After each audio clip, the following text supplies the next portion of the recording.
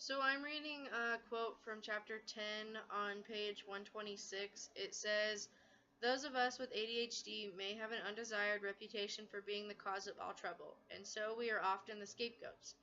But while I've been in trouble frequently, the cause is often accidental. I am not trying to be mean, as some skeptics have come to believe about hyperactive children.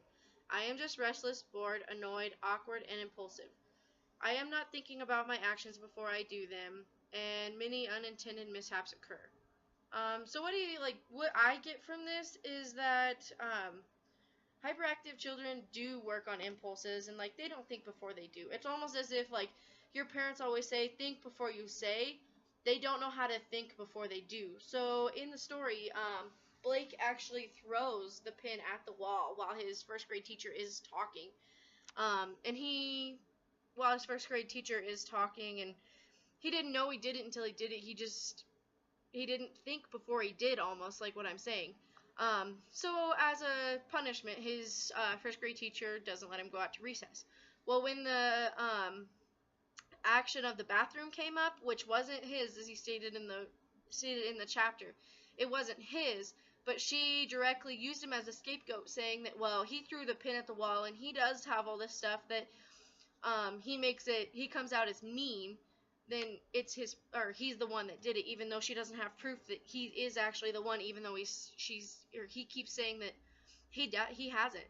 So by this, she makes him clean it up, and he didn't even do it, but she also doesn't listen. And because ADHD children do have a lot of mishaps, and they are hyperactive children, and they don't think before they do, most teachers use them as a scapegoat because they don't know. Like you don't know exactly if a student actually did it or not, but they just point fingers right to them because they do have this reputation of being in trouble and doing all these hurtful things. So for future teachers, I think that as we grow and we do keep going to school to further our careers as teachers, and when we get in the classroom and we do have a student that does have ADHD, I think we can give them the benefit of the doubt.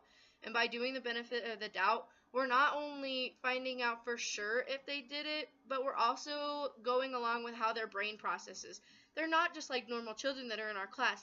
And we talk about in class how we do need resources for these children that do have disabilities in our classroom.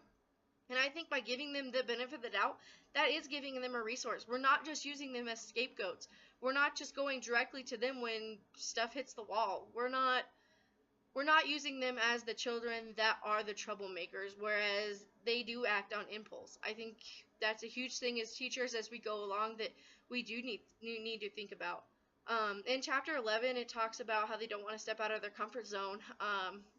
And I don't have a quote from that, but as they don't want to step out of their comfort zone, I think we as teachers also can use that as a resource in giving them a safe, comfortable environment where they do feel like they can step out of their comfort zone and can learn and do catch on to things that can help them throughout school. The question I have for the class from these two chapters and